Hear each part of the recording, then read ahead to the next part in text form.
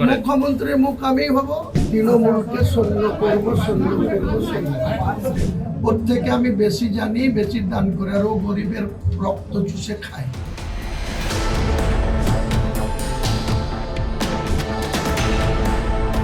হুমায়ুন কবির, যিনি বাংলার ভোট রাজনীতিতে খেলা জমিয়ে দিয়েছেন। সংখ্যালঘু উন্নয়নের মুখ যেমন নওশাদ সিদ্দিকী, তেমনি হুমায়ুন কবিরও ময়দানে নেমেছেন সংখ্যালঘুদের স্বার্থ রক্ষায়। আবার সঙ্গে পেয়েছেন মিমকে। একসময় সাইকেলে চেপে ঘোরা ক্ষুদ্র ব্যবসায়ী থেকে এখন দাপুটের নেতা তথা বিধায়ক। আবার শাসক দলের বিরুদ্ধে লড়াই দিতে নতুন দল খুলে ভোট ময়দান কাঁপাচ্ছেন। তৃণমূল সুপ্রিমোর মতোই হেলিকপ্টার চড়ে প্রচার সাধছেন কবির সাহেব। এহেন দাপুটে নেতার নাকি কোনো বাড়ি নেই। অনেকে বলেন কোটি টাকার মালিক হুমায়ুন কবির, আর কোটিপতির নাকি নিজের কোনো বাড়ি নেই। শুনতে অবাক লাগলেও এটাই সত্যি। 2026 বিধানসভা নির্বাচনের সম্পত্তির হলফনামাতে নাকি এমনই তথ্যের উল্লেখ। অন্যদিকে ঘরের চার দেওয়ালে থেকেও হুমায়ুন পত্নীর সম্পত্তি ও গয়নার পরিমাণ নেহাত কম নয়।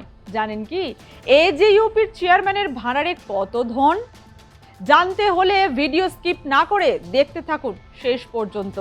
তৃণমূল থেকে সাসপেন্ড হওয়ার পর বাবরি মসজিদ তৈরির ডাক দিয়ে ভোটের আবহ জমিয়ে দিয়েছিলেন হুমায়ুন কবির। সংখ্যালঘুদের আবেগে নাড়া দিয়ে নতুন দলও তৈরি করে ফেলেন তিনি।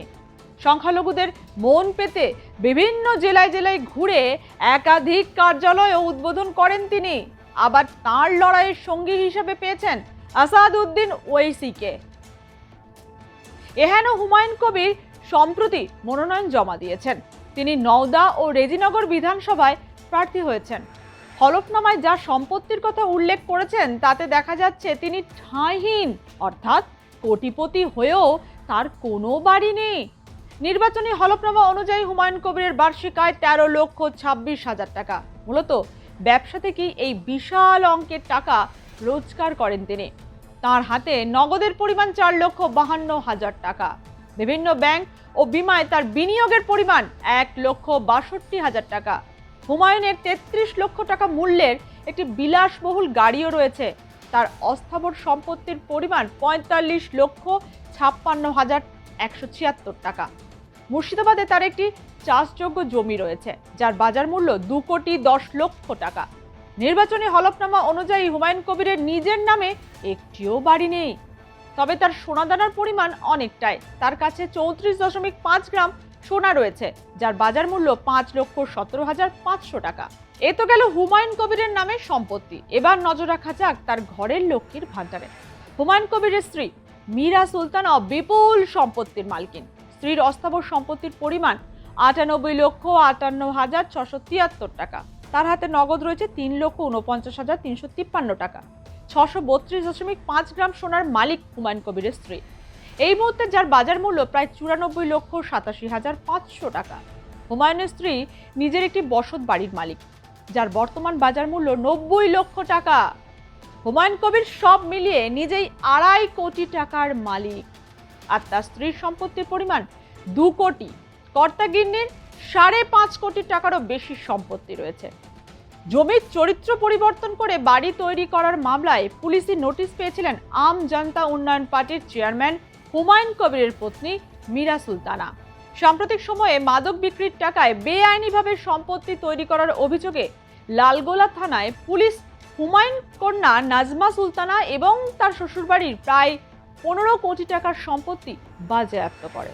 ইতিমধ্যেই হুমায়ুনের জামাই রায়হান আলী এবং হুমায়ুন কন্যার শ্বশুর শরীফুল ইসলামের একাধিক সম্পত্তি পুলিশ ফ্রিজ করে রেখেছে।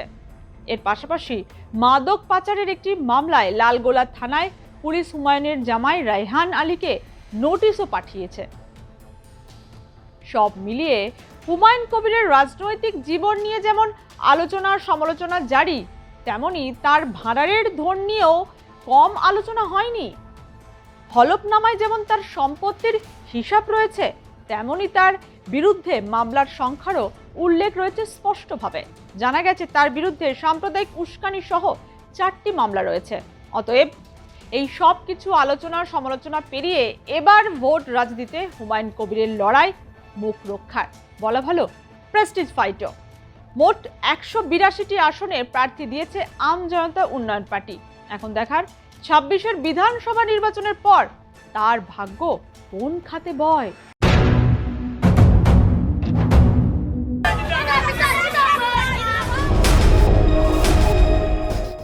কামারহাটিতে কি এবার চাপে মদন মিত্র?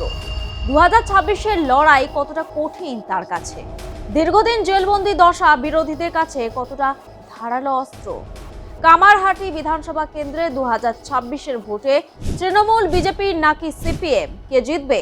ব্যক্তিগত জনপ্রিয়তা, জনসংযোগের ধরন ও দাদা ইমেজ ভোট রাজনীতিতে কতটা কাজে আসবে? তৃণমূল কংগ্রেসের শক্ত ঘাঁটি হিসেবে পরিচিত কামারহাটি বিধানসভা কেন্দ্রে রাজনৈতিক হাওয়া কতটা প্রতিদ্বন্দ্বিতাপূর্ণ? সিপিএম কিংমেকার হিসেবে কামারহাটিতে কত বড় ভূমিকা নিতে পারে 2026-এর বিধানসভা নির্বাচন?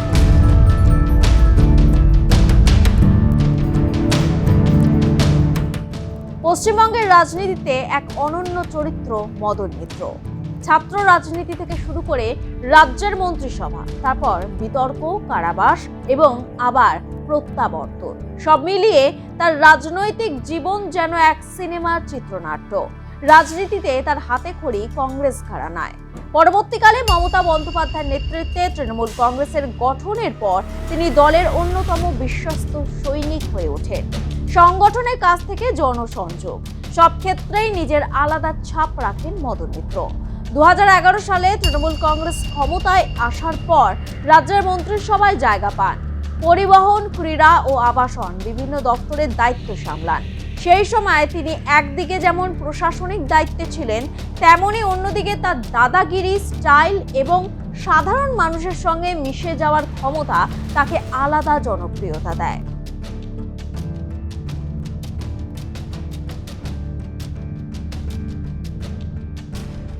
মদন মিত্রের রাজনৈতিক জীবনের সবচেয়ে বড় ধাক্কা আসে সারদা চিট ফান্ড স্ক্যামের সময়।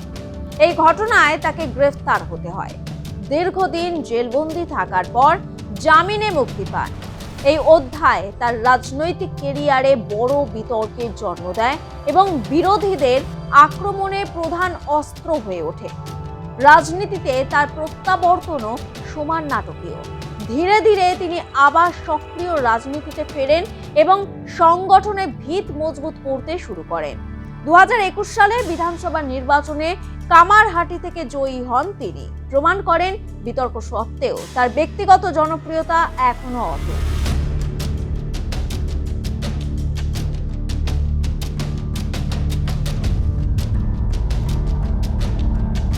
দু 2021-এর পর 2026 সেই কামারহাটি বিধানসভা কেন্দ্র থেকে তিনি আবারও প্রার্থী।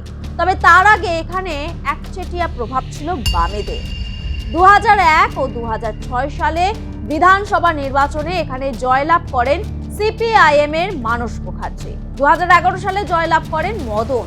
তার পরের টার্মে ফের এই কেন্দ্রে জয়ী হন সিপিএম এর মানস মুখার্জি।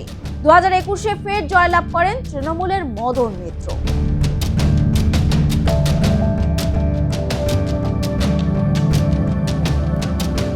এবার কামারহাটি বিধানসভা কেন্দ্রে মদন মিত্রের বিপরীতে প্রতিপক্ষ হিসাবে সিপিএম এর সেই মানস মুখার্জি।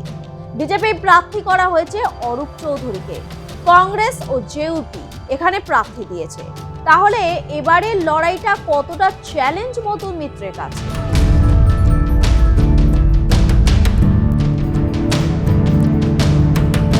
এই কেন্দ্রে পরিচিত মুখ মদন মিত্র। তার ব্যক্তিগত জনপ্রিয়তা, জনসংযোগের ধরন এবং দাদা ইমেজ দীর্ঘদিন ধরে ভোট রাজনীতিতে বড় ভূমিকা নিয়েছে। দীর্ঘদিন ক্ষমতায় থাকার ফলে স্বাভাবিকভাবেই কিছু অসন্তোষ তৈরি হয়েছে। স্থানীয় উন্নয়ন, নাগরিক পরিষেবা বা দুর্নীতির অভিযোগ, এই সব ইস্যুকে হাতিয়ার করে বিরোধীরা ময়দানে নামছে। ফলে ভোটারদের একাংশ পরিবর্তনে ইচ্ছা তৈরি হওয়াটাও স্বাভাবিক ব্যাপার। বিরোধীদের কৌশল, বিজেপি এবং বাম কংগ্রেস দুপক্ষই কামারহাটিতে নিজেদের জমি শক্ত করার চেষ্টা করছে। ভোট মেরুকরণ এবং সংগঠনের জেরে তারা লড়াইকে ত্রিমুখী করে তুলতে চাইছে। এতে সরাসরি চাপ বাড়বে মদন মিত্রের উপর। মদন মিত্রের ব্যক্তিগত ইমেজ এখন বড় সম্পদ, কিন্তু নির্বাচনে জয়ের জন্য বুথ স্তরের সংগঠন কতটা শক্তিশালী সেটাই শেষ পর্যন্ত নির্ধারণ করবে ফলাফল। রাজনৈতিক বিশ্লেষকদের মতে কামারহাটিতে রাজনৈতিক সমীকরণ মূলত তৃণমূল ও বিজেপির মধ্যে সীমাবদ্ধ। বামফ্রন্ট একসময় এই অঞ্চলে যথেষ্ট শক্তিশালী থাকলেও গত কয়েকটি নির্বাচনে তাদের সংগঠন ও ভোট ব্যাংক অনেকটাই কমেছে। ফলে সরাসরি জয়ের দৌড়ে তারা এখন অনেকটাই পিছিয়ে। তারা সরাসরি জিততে না পারলেও কিং মেকার হিসেবে বড় ভূমিকা নিতে পারে। বিশেষ করে যদি বাম ভোটের একটা উল্লেখযোগ্য অংশ তাদের দিকে ফিরে আসে, তাহলে তৃণমূল বা বিজেপি যে কোনো এক পক্ষের ক্ষতি হতে পারে। এর ফলে লড়াইটা আরো হাড্ডাহাড্ডি হয়ে উঠতে পারে। অন্যদিকে কংগ্রেস বা জেইউপির মতো দলগুলোর প্রভাব এই কেন্দ্রে খুবই সীমিত। এককভাবে জেতার মতো শক্তি তাদের নেই। সব মিলিয়ে কামারহাটিতে 2026-এর ভোট সিপিএম বা অন্য কোনো দলের জয়ের সম্ভাবনা তুলনামূলকভাবে কম হলেও তাদের উপস্থিতি পুরো ফলাফলের অঙ্ক বদলে দেওয়ার মতো গুরুত্বপূর্ণ হয়ে উঠতে পারে।